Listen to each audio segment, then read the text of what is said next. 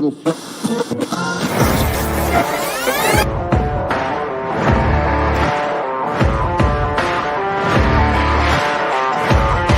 great, but being different for the sake of being different, I'm not a big fan of, right? If you just want to be different for the sake technology of it. Technology increased, I would hide behind it. And you start to hear some of their challenges, and yes. Because it speaks to the core of who you are and what drives you forward. Because what makes you different is what drives you.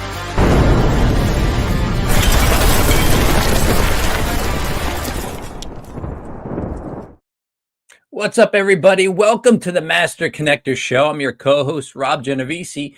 Thank you for joining us today, and I hope you're joining us every single week because we're coming at you live on LinkedIn. We're streaming out to YouTube, and this will eventually land on Spotify and Apple Music. But we're kind of coming at you every Wednesday, 1 p.m. Eastern Time. Mark your calendars because you're going to want to make sure you're tuning in to capture the amazing conversations from the guests that we're bringing on, all to help us all level up. That's what we're really here to do. And if you want to see who's coming up, because we're booked way out throughout the year, you can go to masterconnector.show and see who's coming up. Maybe there's somebody in particular that you want to make sure that you get to, you can interact with us here, and we hope you're doing that, but you can come and listen to the conversations that we have. But for sure, if you want to come on here, we'd love to have you interact with us. You got any questions, you can put them in the comments and ask questions of us or of the guest. Comment, share. This is all about interaction and connecting. Steve and I are two former Shy guys. We go back about 27 years together. But we are introverts by nature, and that doesn't really change. We are not shy anymore. We've both become expert connectors. I don't like to say that word expert too much, but we've become very good at connecting. We're always networking. We're always connecting with people and helping people connect with those they need in order to advance their opportunity. So look, here we are on this show. We want you to be able to connect with people on LinkedIn because that's part of the name of the game. I'm heavy on LinkedIn. I'm there every day. I hope to see you there.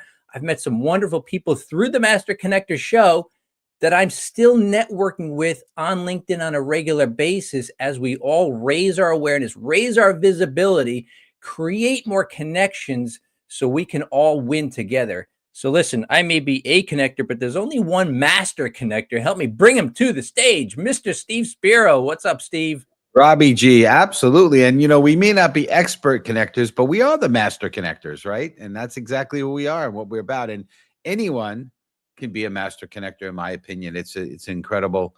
When you take your eyes off other people, take your eyes off yourself and put it on into other people. And that's a big part of what our show is about. But appreciate you big time, and you're an incredible asset to the show. But what's up, everyone? Steve Spiro, the Master Connector, coming at you live and direct. Great to be with you here today. We're pumped, and it's going to be a great show, as all of our shows are. And listen, I want to just dive right into it, right? So leading from the heart means putting people first before profits, right? People before profits. I love that idea. And it's about giving, right? One of the 4 pillars of our show is being others focused and serving and looking to serve. And I've had the best years of my entire life last few years because I've taken my eyes off myself and put it onto other people and look to add value. And as a leader, right? Leaders lead by example. Leaders are looking to always be, it's all about servant leadership, right? And a big part of leadership, and I know there's a big thing now, management versus leadership, right? I'm a big believer of leadership. Leaders, they don't just tell you what to do; they show you what to do. They do it, right? I've had all sorts in my career in business, people that I've reported to that have been managers to me and leaders to me, and the ones that have said, "Hey, listen, I'm not going to just tell you how to do it. I'm going to show you. I'm going to go ahead. Let's do this together. I'm going to lead this. You watch me," right? And I think I quoted John Maxwell in one I post this week, which is leaders know the way, show the way, and go the way, right? And it's a great way to be. And I love John Maxwell. In fact, I was listening to one of his videos recently, just a minute with Maxwell on leadership and leading from the heart. And so important to do that and to lead with heart and have empathy and understand that everyone's different, right? And you can't lead people in a box. You can't lead people based upon your maybe your background, your experience. You got to understand people have come to the table with different experiences, and the best leaders bring out the best in people. And I think he said this in the video I was watching. He said, people want to give a hand in leadership and help them, but rather than give a hand, how about give a heart, and give your heart. And that is so important. We're going to talk about leading from the heart to succeed, which is going to be a great conversation. And just understanding that, success is going to come by serving.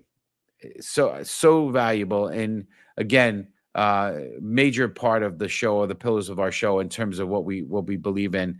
The other ones is building community and growing connections and having grit, and all part of being a leader, right? And one of the things that I love, and Rob and I have a similar gentleman who's been a mentor to me in my life, and he Rob has had some major exposure and influenced by him as well. And I remember seeing him lead with emotion, and you could see him tear up and get teary-eyed, because again, it's his heart. And so if you could show your heart, it's really going to influence people, impact people. And that's ultimately what it's about. It's helping make an impact, right? In this world. Not, to me, what true legacy is what you leave behind. And as a leader, if you could influence people, right? Leadership is spelled, example. And that example that you set, it becomes something that is your legacy that you could leave behind. So anyway, I am excited to bring up the guest. Obviously, I know Rob is going to introduce him, but if you're ready for us to introduce our amazing guest, type in the comments. Let's go. And Robbie G, I'll pass it to you to bring up our guest. All right. Thanks, Steve. So let's do this. Geoffrey M. Roche is the son of a nurse. And I got to tell you, I love that title, by the way. I'm the husband of a nurse. I have plenty of nurses in the family. Greatest profession, no doubt, top 3 in the world for sure. But Geoffrey is a healthcare expert, diversity advocate, and education enthusiast. He has over 16 years of experience in hospital and higher education leadership in the United States, and has served on various boards and committees, including the United Way and WellSpan Good Samaritan Hospital. In 2022, Geoffrey was nominated to the Forbes Business Council for his national level work. Please welcome to the show, Geoffrey Roche. What's up, Geoffrey? Good to see you, Rob. Good to see you, Steve. How are you? Great to see you. Good to have you. And I've been called the son of something else, but never the son of a nurse, Anyway, great to have you on the show. We're blessed to have you on here. So, well, hey, let's get right into it, Geoffrey. Obviously, the nature of this show is leading from the heart. So we want to talk about that. And so, community, type in #heart. And by the way, I want to give a special welcome to David Pushkin, who's coming in from London, and I know there's a bunch of folks tuning in. Make sure you tell us what city and state you're coming in from, a country, but great to have you on the show here, David. Yolanda, of course, Yolanda's on here. Yolanda, I'm going to reach out to you this week. We got something special we want to talk to you about. So I'll just leave it at that. A little teaser for you, Yolanda. Okay. But anyway, so Geoffrey, here's the question regarding leading from the heart, right? What does leading from the heart mean to you in practical terms? Yeah. So, really, in practical terms, the idea of leading from the heart is really that element where, to your point, where you and Rob talk about being a master connector. When you lead with the heart, you're actually connecting with an individual in a very, what I say, holistic manner. So it's like mind, body, spirit. You're realizing that if you're going to lead, you got to get to know them. You have to experience one another. You have to be able to listen to them. You have to value them. You have to appreciate them. You have to demonstrate to them that you actually care about them.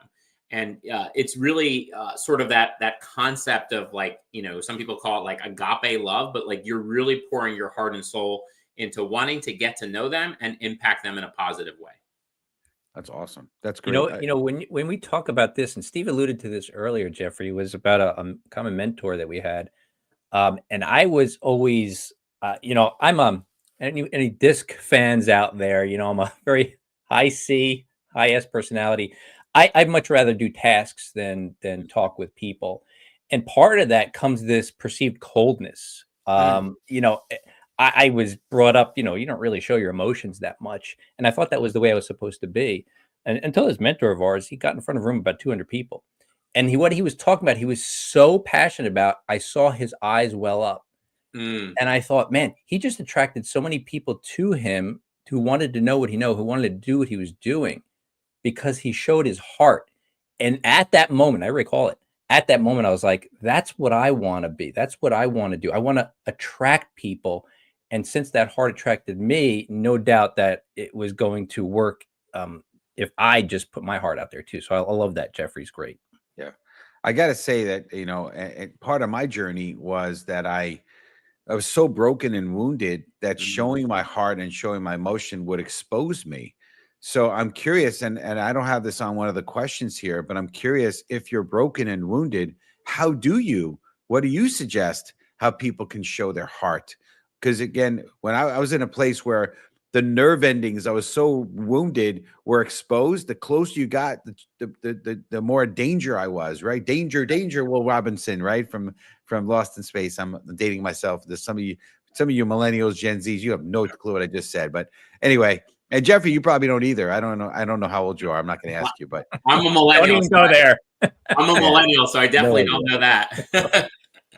I mean, I think to answer your question, though, Steve, I think, look, everyone desires community. And so whether you're broken or you're whole or you're half full, we all desire community. And I think when I think of the leaders that I have experienced, kind of similar to where you talk about your mentor, I had a CEO in the start of my career who was just one of the most beautiful people I ever have experienced. And one of the things that I will never forget about her is everyone received a hug. She didn't care about the idea that why should a CEO hug? Everyone got a hug, whether you were a patient, whether you were a nurse, a tech, in environmental services, a vice president, everyone, she would ask before she'd hug you, but you would always get a hug. And you knew when you were getting a hug from Kathy, it was going to warm your day up, even if your day was the lowest it's ever been. And I think what was so different about her was she didn't hold that title as if she's the big boss. She held that title as if she was going to make your day truly a special day. Love that. That's great. Yeah. I have seen people that do that, and I've seen people that are the opposite, right? And I think you're right. We're attracted, and when you feel that heart, for sure.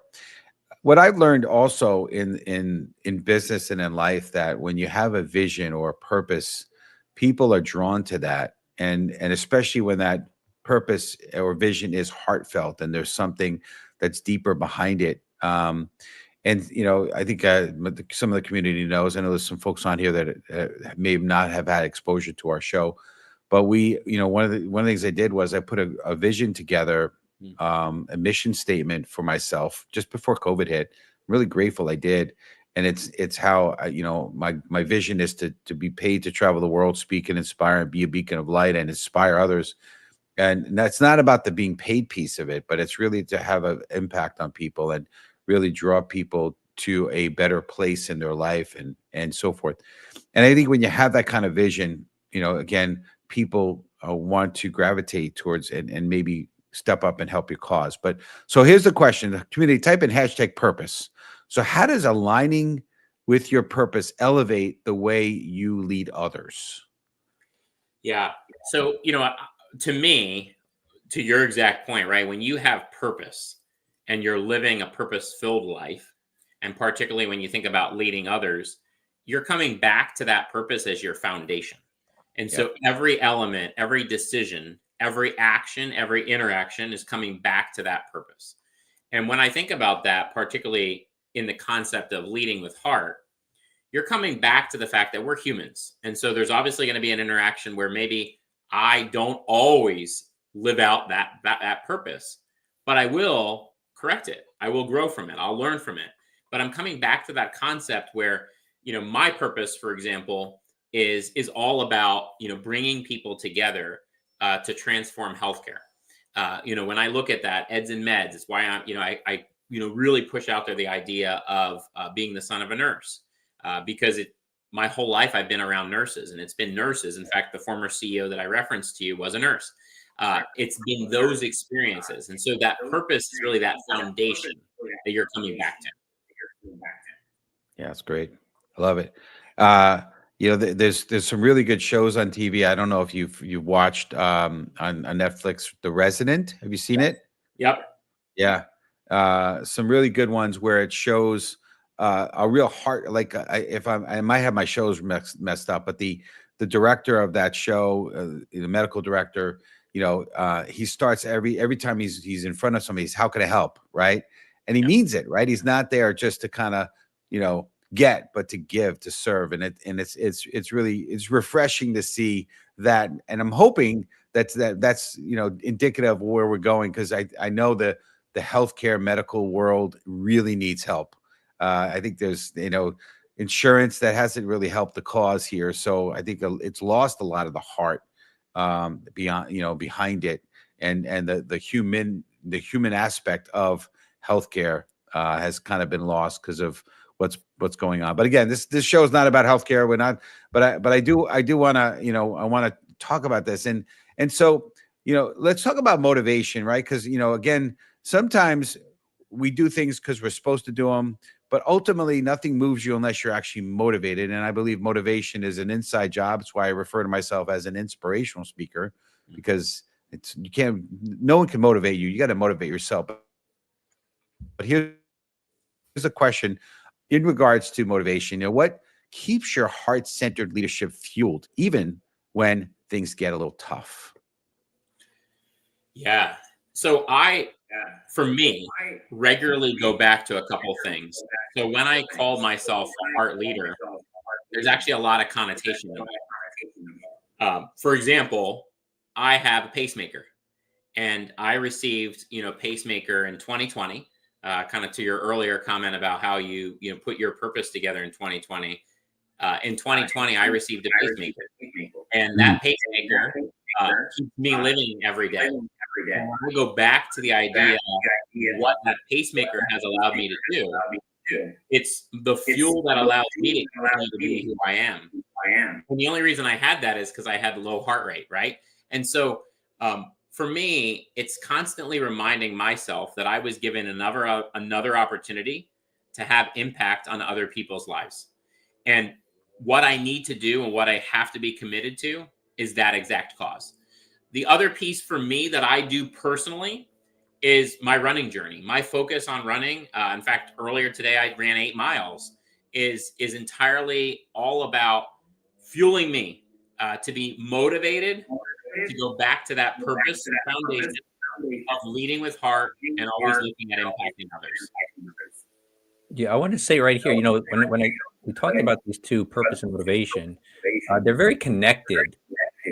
That purpose, that mission, and this part of leading with the heart. You look back and you can always connect the dots in your journey, right? And that is when I talked about the moment where I kind of caught the heart of this mentor, this leader.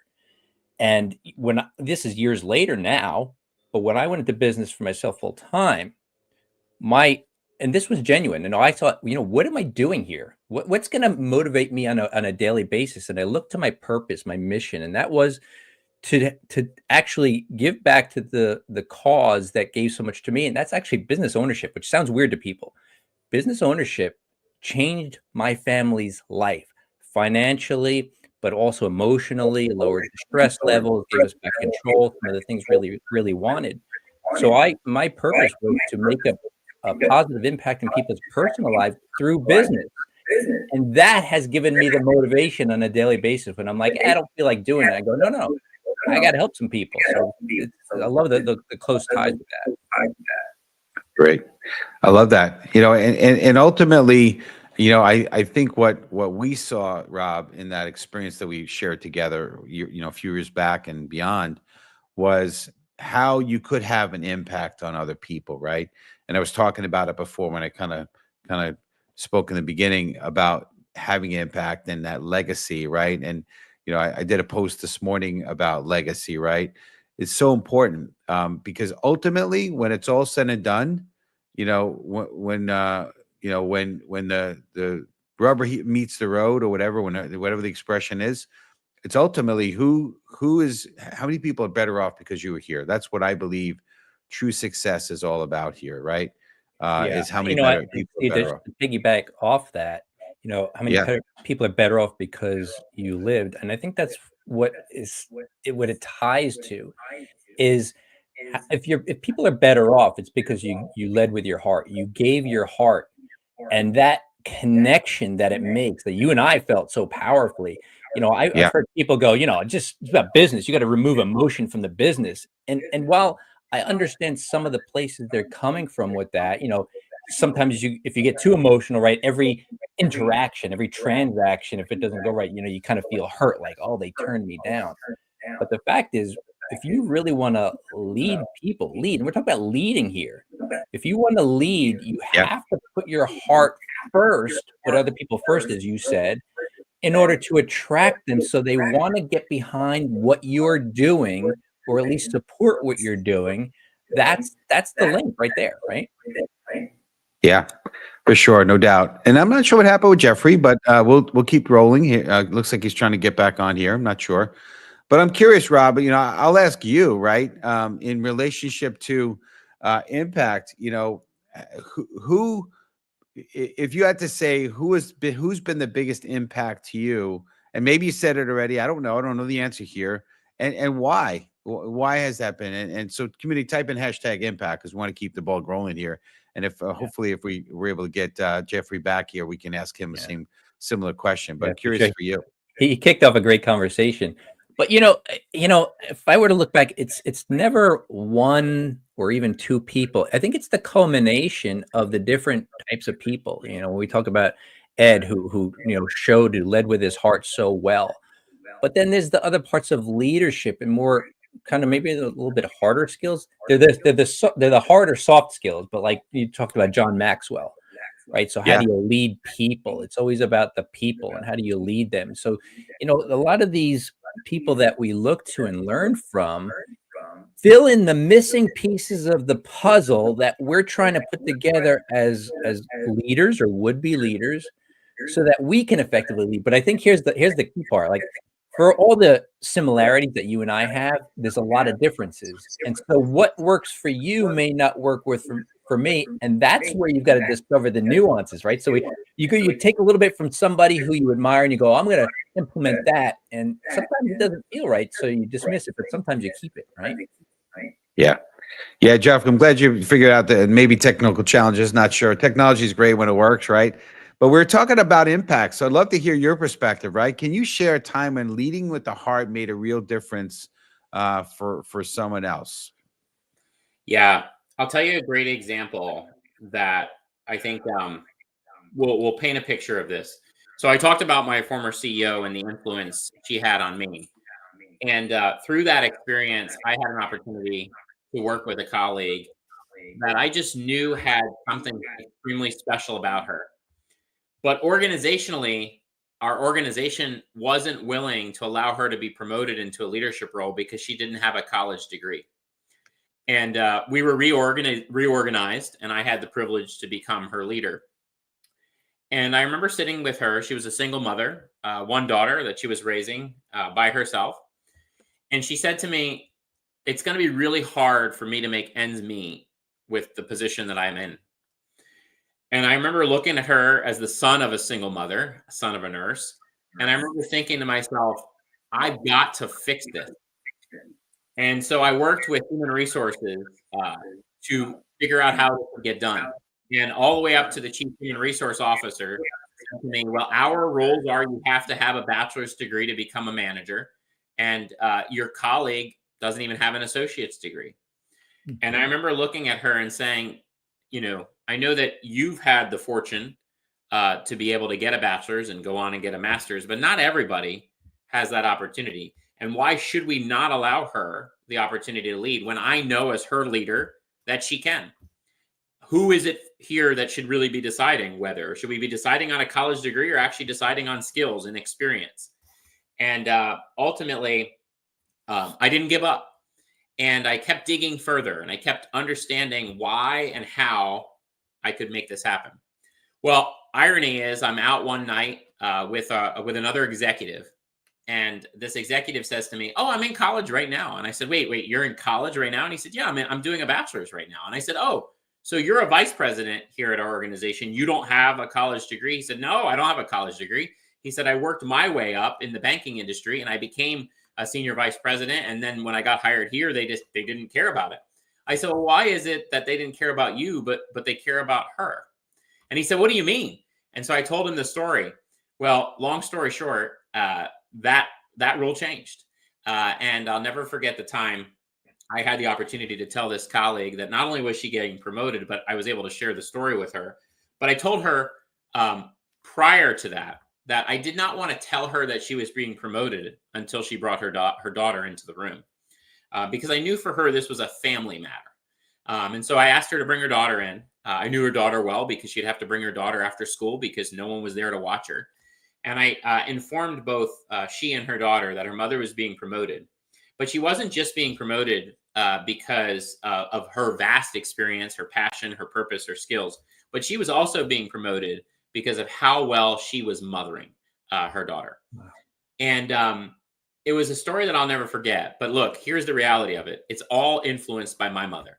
My mother told me as a young child, you live out your life and remember how I raised you, and you never forget that opportunity that you have to help another person. And then when I had that CEO who reminded me of that every day, when I had that opportunity to impact this employee, it needed to happen. Now, many years later, just a few years ago now, I had the privilege to officiate the wedding of her daughter. I'm not a minister, but they asked me because they felt strongly that if there was an individual that had contributed to their life as a family, that's who they wanted to officiate. And obviously there was no greater privilege for me than to be able to do that.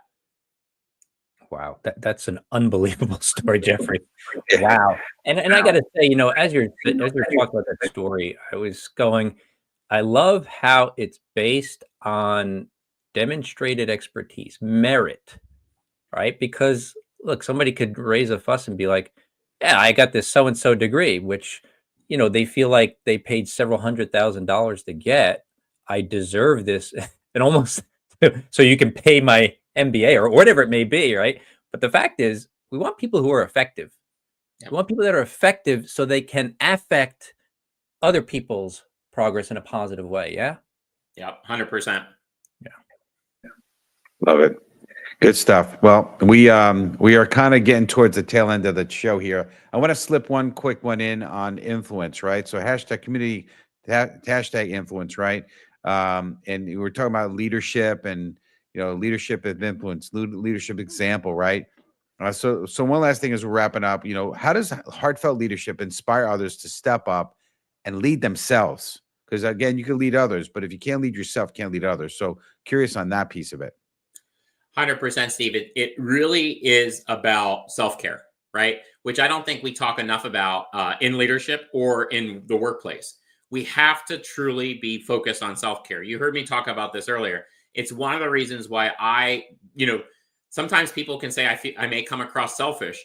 I absolutely need to have my runs. That's absolutely critical. As a father of 3 children, as a professional, that's what my therapy is. Everyone's therapy is different. But we have to practice self-care, whatever that self-care is, even if it's watching a television show, whatever it is. If you're going to lead with heart, if you're going to be an effective leader, in my opinion, in every way, we have to practice what we preach, and it starts with self-care. That's great.